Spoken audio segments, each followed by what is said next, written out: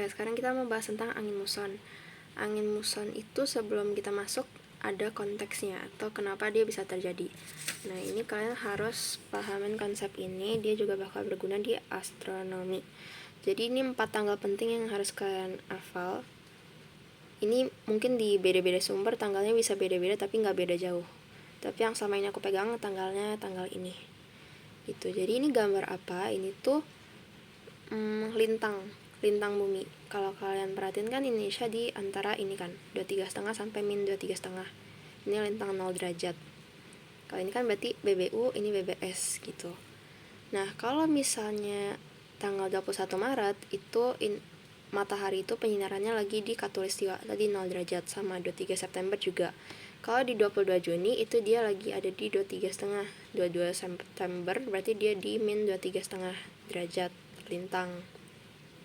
Nah, ya ini hafalin aja tanggal-tanggalnya sama konsep gambarnya. Kalau misalnya kita ngomongin angin muson barat, angin muson itu kita ngomongin dua benua yang menjadi indikasi antara barat dan timur, yaitu benua Asia sama benua Australia. Kalau misalnya benua Asia itu juga nyambung sama Indonesia, karena Indonesia kan di Asia ya. Jadi kalau aku mention benua Asia itu Indonesia termasuk.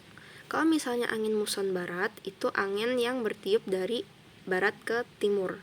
Kita harus paham dulu kalau misalnya angin itu namanya sesuai dengan arah asal datangnya. Jadi kalau misalnya angin muson barat itu berarti dari barat ke timur, angin muson timur dari timur ke barat, angin gunung berarti dari gunung ke lembah, angin darat berarti darat ke lautan gitu. Nah, kalau angin muson barat itu kan berarti dari barat ke timur atau dari Asia ke Australia. Nah, kalau angin muson timur berarti kan dari timur ke barat atau dari Australia ke timur. Kita harus paham kalau misalnya penyinaran matahari itu berdampak sama angin muson ini. Ini kan kalau kita perhatiin arah anginnya kan ke sini, ke bawah atau ke Australia gitu kan.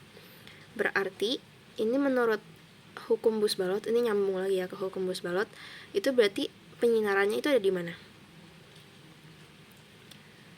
Karena Bush-Balot itu bilang kalau dia bergerak dari tekanan tinggi ke tekanan rendah, berarti kan ini tekanan tingginya itu di situ atau di Asia, sedangkan tekanan rendahnya itu menuju ke Australia, berarti di Australia itu lagi tekanan rendah. Karena tekanan rendah berarti penyinarannya tinggi atau suhunya tinggi, berarti penyinaran mataharinya itu lagi ada di Australia atau di selatan gitu.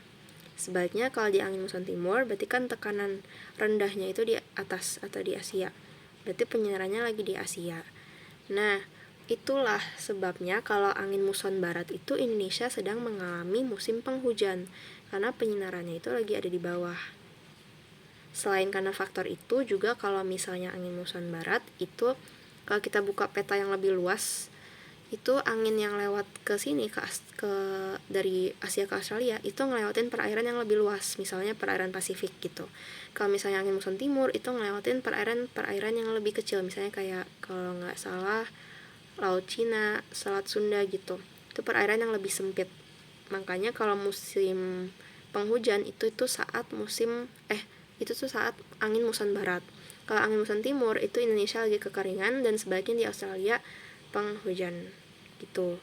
Intinya kalau angin muson itu berkaitan dengan hukum Bush-Balot tadi. Makanya terjadi pembalikan arah tuh dalam setahun 2 kali. Gitu. Biasanya kalau angin muson barat itu dari Oktober ke April. Kalau angin muson timur dari April ke Oktober gitu.